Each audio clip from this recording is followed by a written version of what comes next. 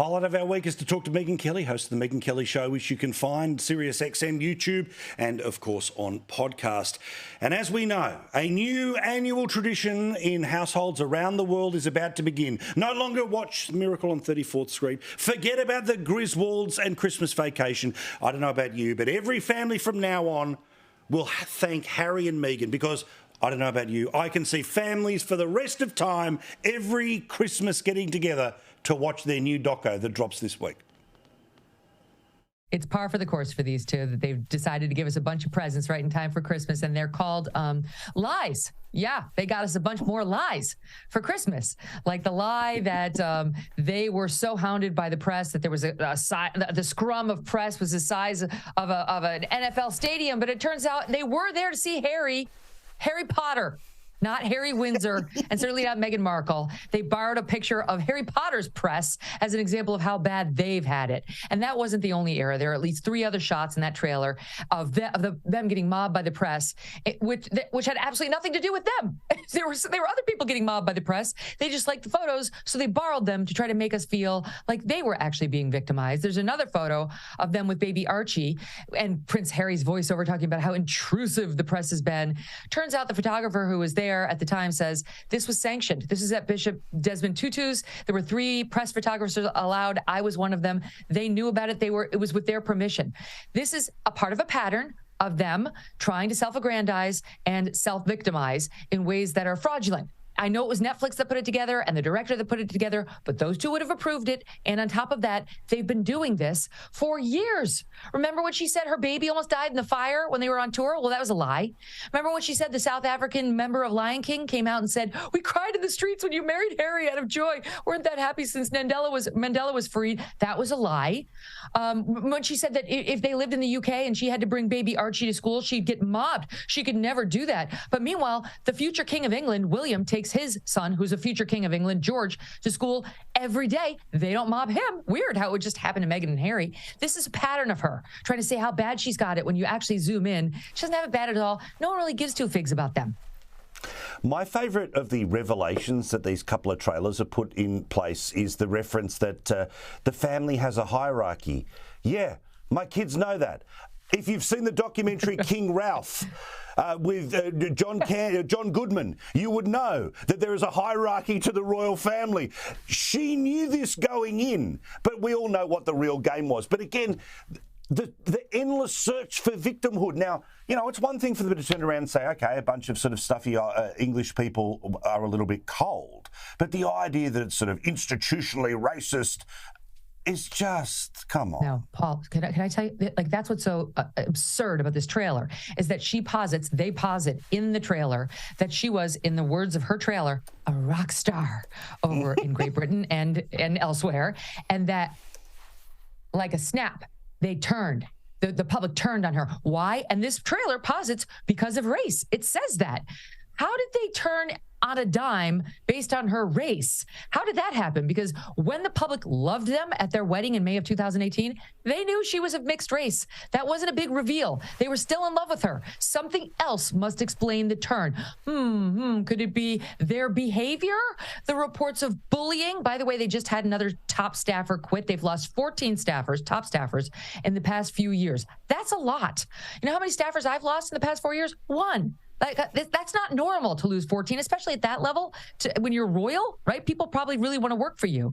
The bullying allegations came out. The abandonment of her friends and family. Her wedding peppered by only celebrities and no one who actually knew or loved her. The reports about how Kensington Palace just wouldn't do and they had to be at Frogmore Cottage. And then the taxpayers had to pay for that. They couldn't get along with William and Kate. They left the charity that the 4 of them were working on.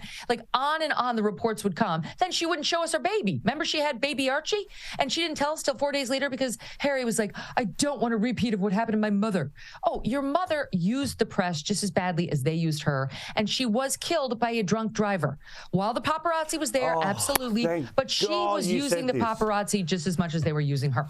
It was going through my head going, do I go there? Do I go there? Even after all of these years. The driver was wildly drunk. And that's the thing. that, the seatbelt, all of that on top of, right? It's part of the mix, but once a narrative starts, it doesn't stop. A couple of quick court things I want to get to here. Harvey Weinstein, yet another trial, but this one has not resulted in a guilty verdict. What's happened? This is actually really interesting. So an LA jury is taking a look at fresh charges by Californians against Harvey Weinstein. And the jury's been out now for 2.5 days. And if they do not find him guilty, there's a chance he will walk free in the not too distant future, because his conviction in New York is on appeal right now. And it was a shock that the court took this appeal.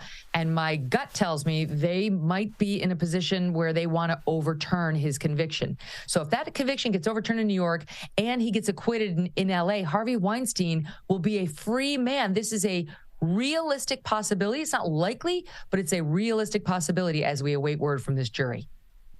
So let's talk about office romances, but one that involved people on television. Yeah, so these two co-anchors, they anchored the third hour of a very popular morning show over here called Good Morning America, and they're both married to other people, and the Daily Mail followed them around for, it must have been 2 months plus.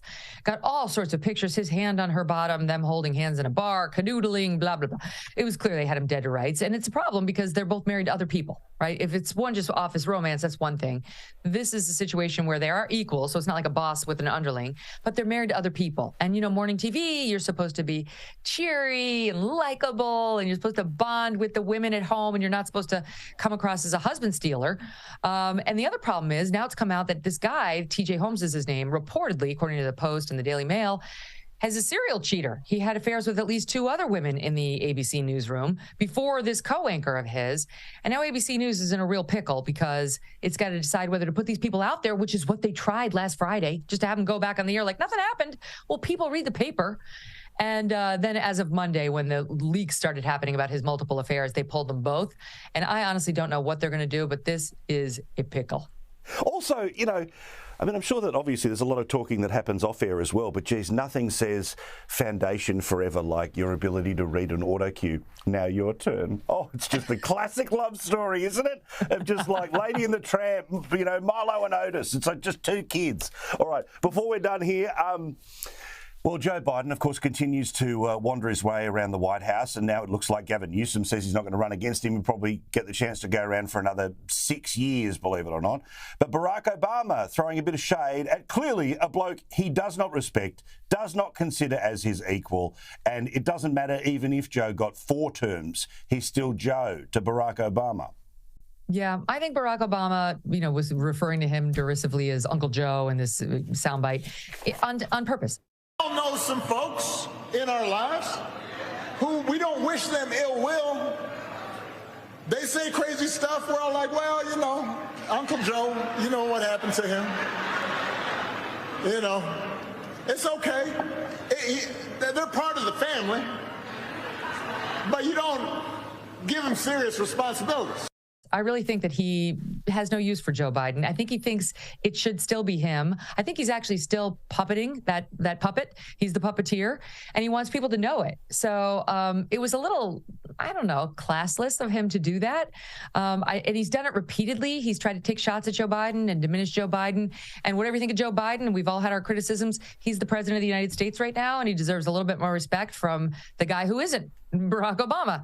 But Obama repeatedly takes the low road. And so does his wife, by the way. The two of them constantly. They never miss a chance to sort of take a cheap shot at people who have supported them, like the country in Michelle Obama's case. Enjoy the Harry and Meghan doco. I have no doubt that the best viewing party will be wherever the hell you are. Live tweet it, stream it, do something, okay? But make sure we get to see you blowing up. Oh, what's this? I'm ready for it. It's my Harry and Meghan mug from the wedding. Full of her When we tears. loved her, this is proof.